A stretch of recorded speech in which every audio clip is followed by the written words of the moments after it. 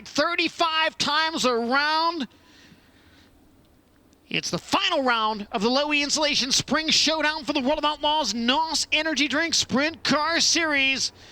Brad Sweet, Freddie Raymer bring the field to the green flag. Sweet with the early race lead as they make their way through 1 and 2. Raymer second. Rico Abreu challenged for the third spot down low by the 23 of Devin Borden. Borden unable to make that pass. Borden again getting a grip on the low side of the speedway, but now the point leader to his inside. David Gravel up in front of Devin Borden for the moment. Borden tries to race alongside of him. They go side by side for fourth into corner number 1. Borden reclaims fourth. Now David Gravel's trying to snatch it back one more time.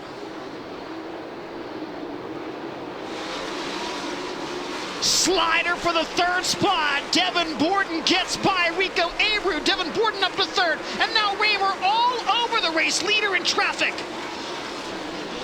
Borden closing in on Raymer and Sweet now as they battle through turns 3 and 4. Brad Sweet still unable to get by Lucas Wolf, who is now challenging. Oh, sideways, Raymer spins and stacks people up behind him. Everybody else able to avoid contact, but the caution flag waves. Heartbreak for the defending Lincoln Speedway champion. We'll take a look at the Dirt Vision replay to determine what happened. Oh, contact between Raymer and Brad Sweet as both were fighting for the inside portion of the speedway. And Rico Abreu may have gotten a piece of Raymer's number 8 as he went by, and that's what may have flattened the right rear tire. We'll see if there's any damage to Rico Abreu's number 24. We're green again at Lincoln Speedway. David Gravel coming after Rico Abreu for third. Logan Schuchart part of that mix as well. Schuchart nearly gets by Gravel down low out of turn 2. David Gravel to the bottom in 3 and 4. David Gravel and Rico Abreu side by side for third. Gravel's got it as they cross the line.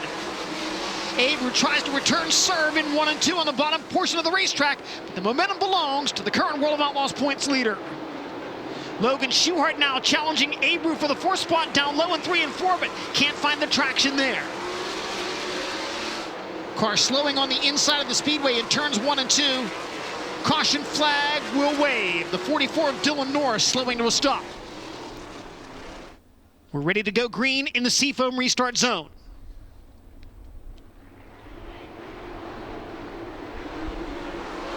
Sweet to the lead once again. Rico Abreu trying to power around the outside of David Gravel for third. Up on top of the speedway is Devin Borden. Abreu still has the 3rd spot down the backstretch.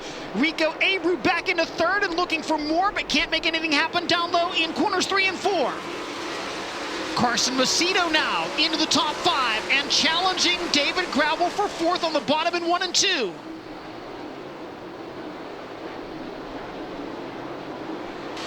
Wolf moves to the bottom of the racetrack. Brad Sweet maintains the race lead, and now Rico Abreu closing in on Devin Borden for 2nd.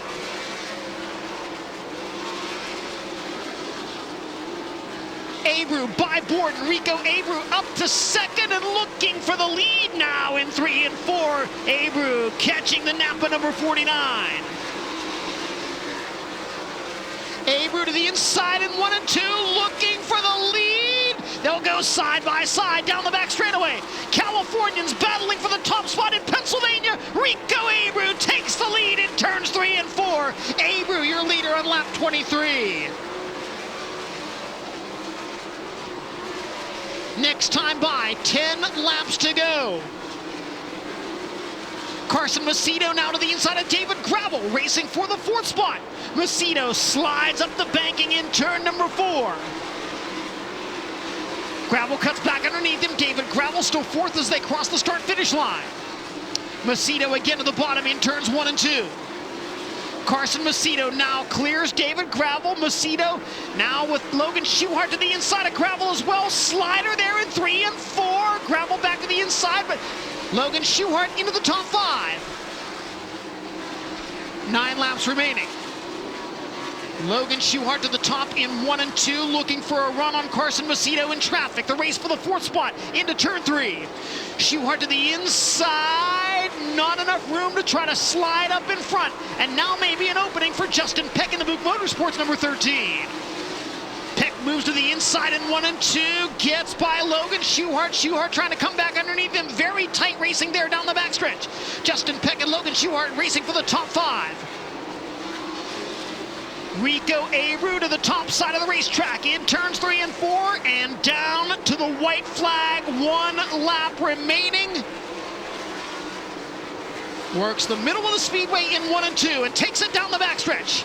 9 years ago this week, he got his first career World of Outlaws victory at the Thunderbolt Raceway in Tulare, California.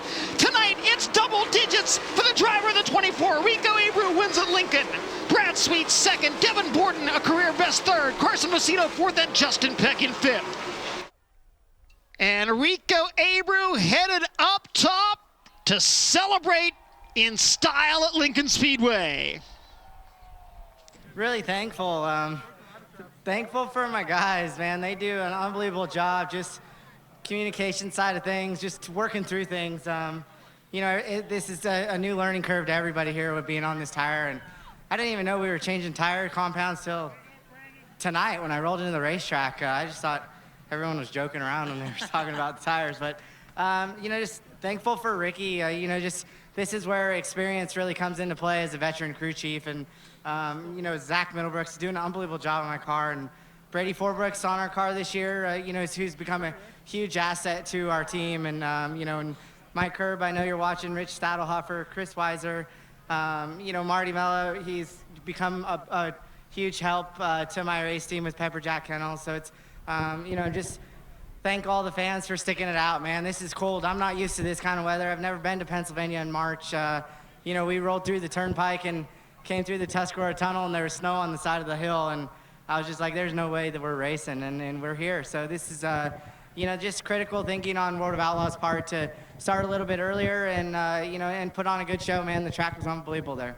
Yeah, just anytime you get in victory lane with the World of Outlaws, like I said, it goes back to this team. These guys, I stayed in close communication with them, watched a lot of film all winter, and, it's just really, really trying to separate yourself from everybody else. I did put in a little extra effort at the gym, and it's just, in those critical moments while you're out there racing and understanding how to breathe when the intensity of the race is picking it up, and I feel like it's a huge advantage, and, Brad Sweet's taught me a lot of that, just being a veteran and being a close friend of him and understanding how he races, and then when you get to race one-on-one with him, there's a huge respect level there.